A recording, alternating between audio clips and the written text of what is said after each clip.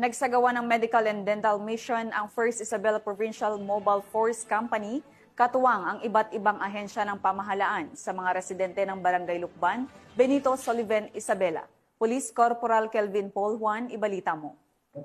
Sinagawa isang medical at dental mission ng First Isabela Provincial Mobile Force Company para sa mga residente ng Barangay Lukban, Benito Soliven, Isabela nito lamang Setyembre taong kasalukuyan. Nabenepisyuhan ang higit 100 katao para sa Project Escort o Service Caravan Outreach and Reaching Out ng First IPMFC. Maliban dito, nagatid din ng iba pang libreng serbisyo ang mga kapulisan tulad ng feeding activity, libreng gupit at pamamahagi ng mga gamot at bitamina.